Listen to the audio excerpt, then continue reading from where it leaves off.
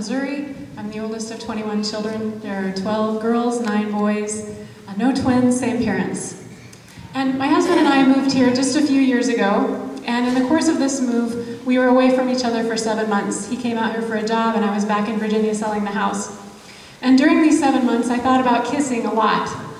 I thought, why didn't we kiss more before we started this moving process? Why did we watch the whole series of 24 instead of kissing more?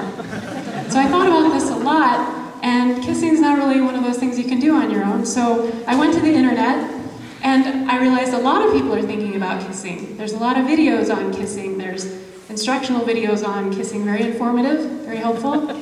And there are a lot of videos on people kissing from movies, lots of compilations of all the best kissing scenes from the movies. There's the classics from Casablanca and from Gone with the Wind and all these wonderful things. And then there's also all the Disney, you can see all of the Disney princesses kissing.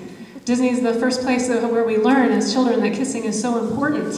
It can wake you up if you've been asleep for 100 years. It can bring you back from the dead. It's transformative. And that is why every woodland creature and every enchanted piece of furniture and every undersea singing crustacean advises you to go on and kiss the girl. But when I was growing up, we didn't have the internet, which was a good thing because there were a lot of girls, and we were all sitting around pining, looking at our reflections in our windows and the school bus windows and wishing we'd be kissed and hoping it would happen and afraid it never would. We didn't have the internet, but we had my parents. My parents kissed all of the time. All of the time. And it was so annoying. It was gross, of course, because we were kids, but also, they just did it all of the time, and we needed their help. We were standing in line next to them with our important permission slips to go on field trips, waiting, and they would just be kissing, and we'd watch out of the corner of our eyes for any kind of break, and then we'd see one and jump in, could you just sign? And my mom would say, can't your father and I have 5 minutes alone? Obviously, they had more than 5 minutes. They had 20 kids. But anyway, they kissed all of the time, and it was really sweet. But they didn't get it from strangers. My grandparents kissed all of the time, too, my mom's parents. They kissed when they greeted each other, when my grandpa came home from work. They kissed when he left. They kissed if she went into the kitchen to get a soda, and then they kissed when she got back from getting the soda. And every year when my mom had a baby, and my grandma would come and stay with us, my grandpa would have to work. And he was in Illinois and she was in Missouri, so he would write her letters. And we would all run out to the mailbox to see if there was a letter from Grandpa. And there always was, and on the back it said Spencer W. Kimball. Now we grew up Mormon, and Spencer W. Kimball was one of our prophets. And I thought, why is Grandpa trying to remind Grandma about the prophet? What does he think she's getting up to here watching the grandkids? But I was embarrassed to ask my grandma because I was reading the back of her mail, so I asked my aunt. And she said, it's in the initials, SWK, sealed with a kiss. That's the secret message that he's trying to send to her.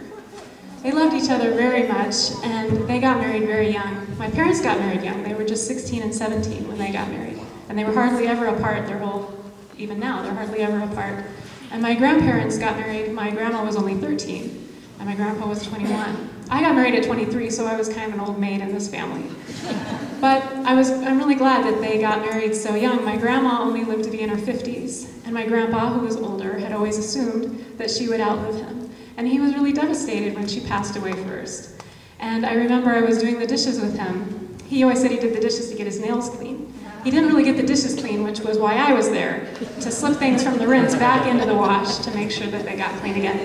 But we were washing the dishes and listening to the news on the radio, and there was a story of a man in his 30s that had been killed, hit by a car.